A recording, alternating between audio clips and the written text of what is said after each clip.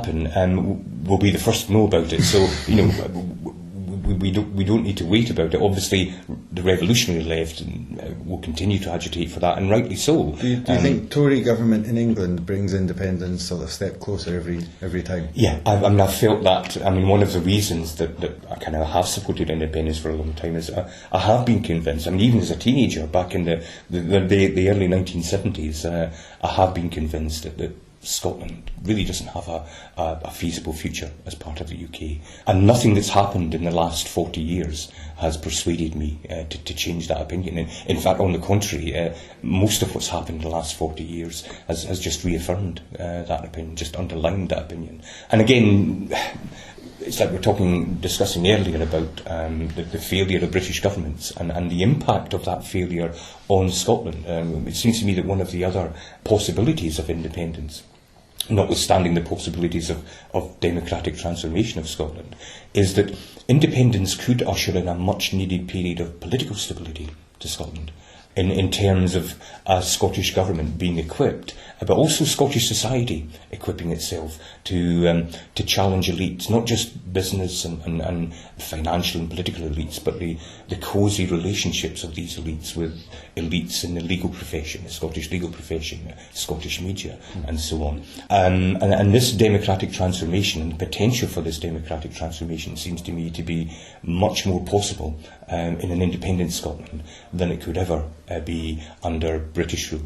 Okay, so just to put on to the last thing, just change it to a more cultural level. So at the moment we've got the Jubilee, the Olympics, Wimbledon, and you're living down here in England. I'm kind of an interloper, I'm here occasionally, but you're down here at the moment, and I don't know if you're aware of the blogger, the Lalland's Pete Worrier, who's actually very quite funny. Yes. And he was talking, I think it was in Cambridge or maybe in Oxford, he was down at a meeting with various dons all around, and he brought the subject of Scottish independence came up, and someone at the table said, "Oh, silly little notion." Something like this. Yeah. And I don't know, how do you find it here when the subject comes up with other academics? And well, it's funny you say that. You're talking about the Olympics and Jubilee and so on. In a couple of hours' time, the torch will actually be arriving in Cambridge, which I'll be ignoring. and me too, Michael. And me too. And I suspect most people in Cambridge will as well.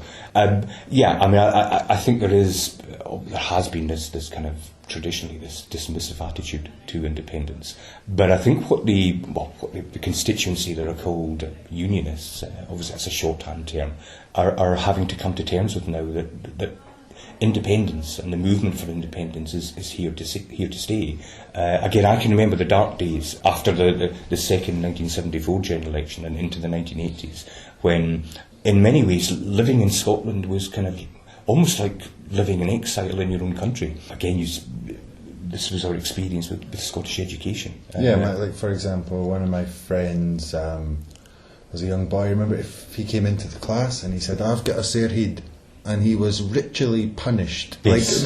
Not ritually punished. That's quite bizarre. He was humiliated in front of the class for about 15 minutes for saying it in a perfectly acceptable way. I think it's a bit different now, but I couldn't really... Oh, I think it's different now, yeah. I've got relatives who've gone through primary and secondary school in Scotland in the last 10 years, and it is different. I don't think it's radically different, but it is different. But I think, like most people of my generation, we started to learn about Scottish history after we left school. It was as if kind of Scottish history was a taboo subject. We learned about Mary Queen of Scots, and we did. I'm from a different generation to you, and we did basically Bannockburn happened, and then nothing happened at all until the Industrial Revolution. And then it was the First World War, and that was it. The whole settlement, the Act of Union, didn't get a look in, not a word. Yes.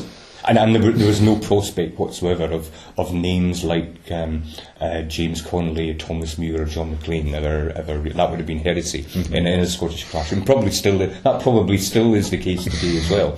But I think to get back to your question about how dismissive many people, particularly from a British perspective, who see themselves as British, whatever their nationality is, they have obviously, as we said, been traditionally dismissive of independence. But it would be wrong, I think, to see the movement for independence as an expression just of nationalism. Yes, that's what I was getting to. What's the cultural element of it, do you think? Well, I think part of the cultural element is it's a reaction. A lot of it is a response to British nationalism and to the impact that British nationalism has had on Scotland. We spoke earlier about the two British empires, the original and the new British economic empire.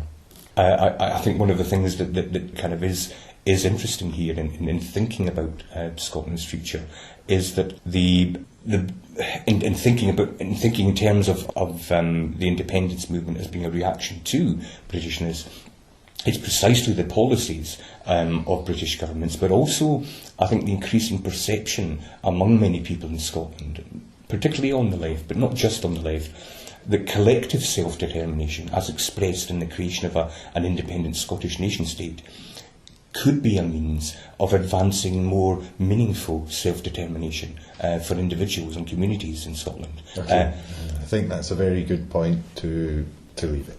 Okay, Michael, excellent. That was great. well, I thought it was okay. Yeah. Thanks, Donald. Hello again. So that's the end of the first part with Donald Adamson. The second part will be coming up in a couple of weeks. There will be another podcast with Lalan's Pete Warrior between now and then. Just a couple of little announcements to make. First, thanks to Bella Caledonia for hosting this on their SoundCloud page. You'll be able to find the rest of these there.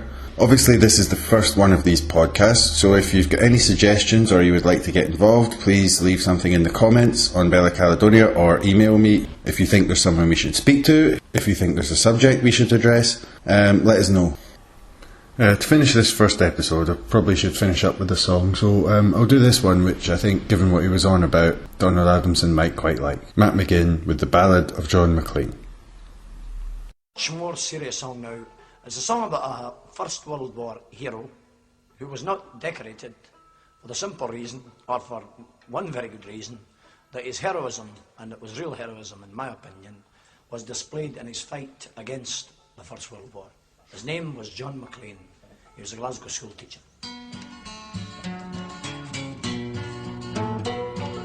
Tell me where you're gone, mad, and who you're gone to meet. I'm headed for the station that's in Buchanan Street. I'll join 200,000 that's there to meet the train that's bringing back to Glasgow our own dear John Maclean.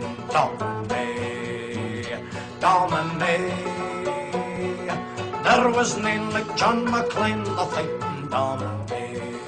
Tell me where he's been, lad, why has he been there? They've had him in the prison for preaching in the square, for Johnny held a finger at all the ills he saw. He was right side of the people, he was wrong side of the law.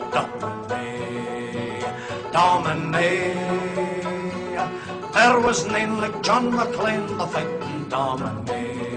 Johnny was a teacher in one of Glasgow schools. The golden law was silence, but Johnny broke the rules. For a world of social justice, young Johnny couldn't wait.